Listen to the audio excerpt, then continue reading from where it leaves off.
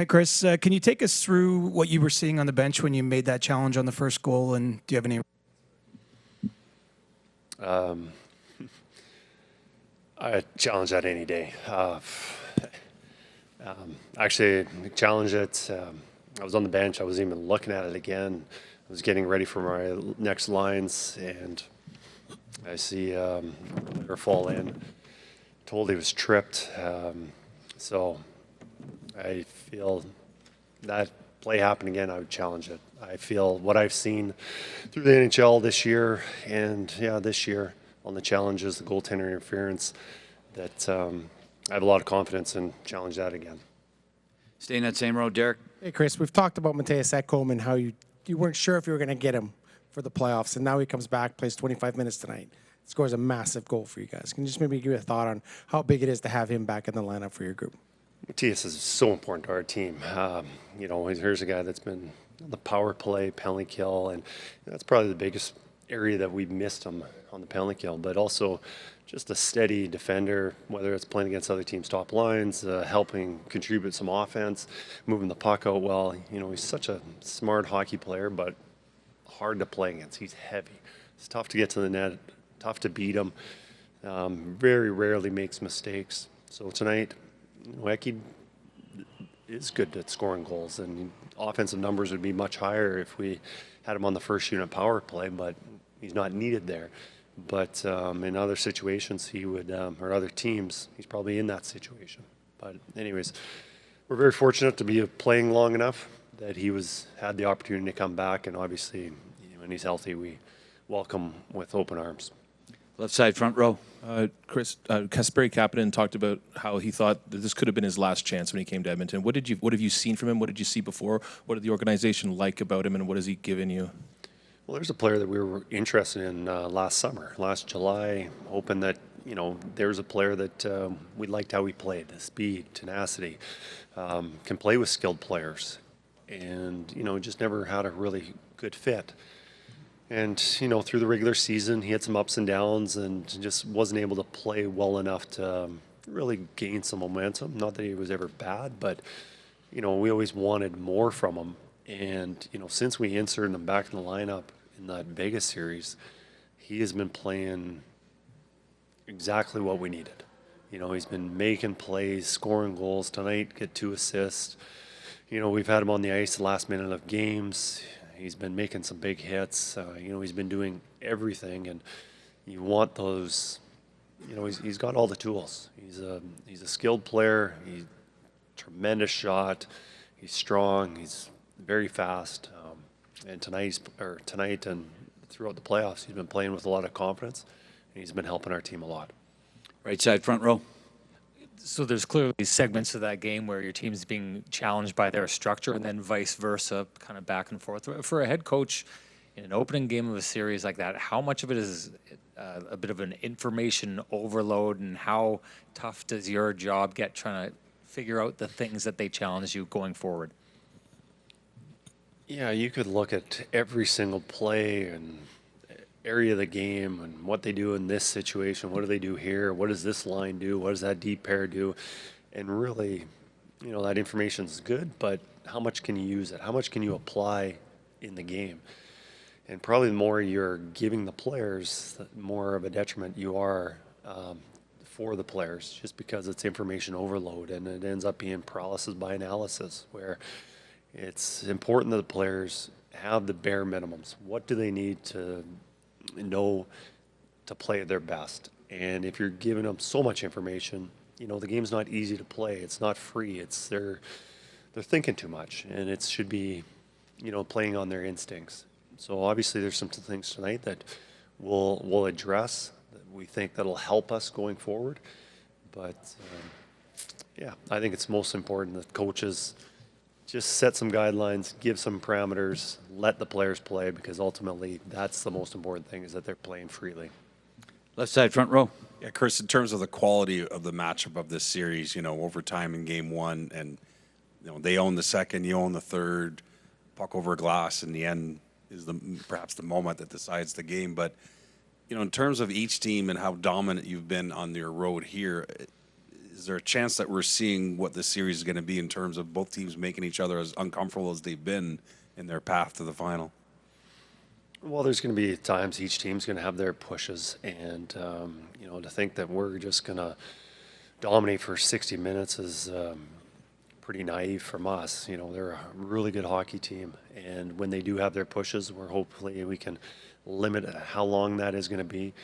We're very fortunate in the second period that Stu made some really big saves in the second because of the quality of chances that they had, and numerous of them. So, very happy with our guys. Stick with it, regroup after the second period, and have a good push in the third period. And for the most part in overtime, I thought we were pretty good there too. But yeah, we know that they've got better, and hopefully we've got some better too. We'll take a few more. Right side, front row. Kris, just right here.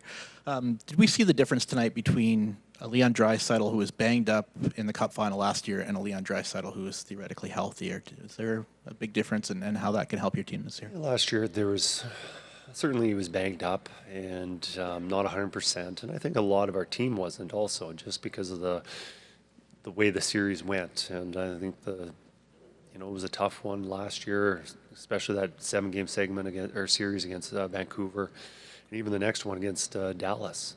But this year we've had 2 long breaks after series. We finished after 5, gave us a lot of time to recover, and just helped everybody. And the injury aspect, we're pretty fortunate right now.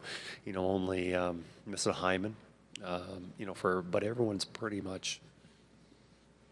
good to go. So, and I don't think we could say that last year. So, so it's definitely a benefit for us. Right side, second row. Kris, when you get the overtime and you get the power play with 2 minutes to go in the first overtime, are you thinking, lucky break over the glass, we have to score here? This is our chance. We don't want it going any deeper than this. Well, it's definitely an opportunity for us to finish the game, but I don't think it was a situation where that was our only chance. And, if we didn't score there, I felt we could score after that. I don't think it was now or never. But it was nice to see them get the power play goal when they did, because I think last year our power play struggled early and not scoring goals. But I think early in the series, our power play was really good and did pretty much everything but put the puck in the net.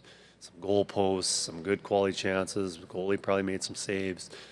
And then, then it kind of builds. Like, you didn't score the previous game, and then it started to weigh on your mind. The other team gets a lot of confidence.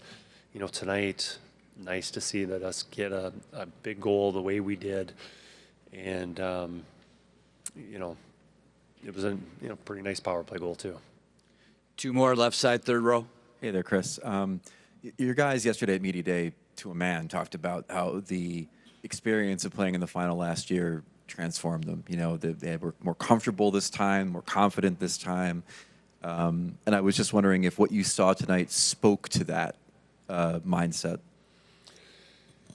I'm sure that that experience helped us. But I also think I've seen this team play like that numerous times throughout the playoffs, where we're down a goal in the third period. We need a big play, and I don't know, just we overcome so much adversity, whether it was the Vegas late goal that they end up winning with 0.4 seconds left, and then how we responded after that, or a couple games against LA where we scored late to give ourselves a chance.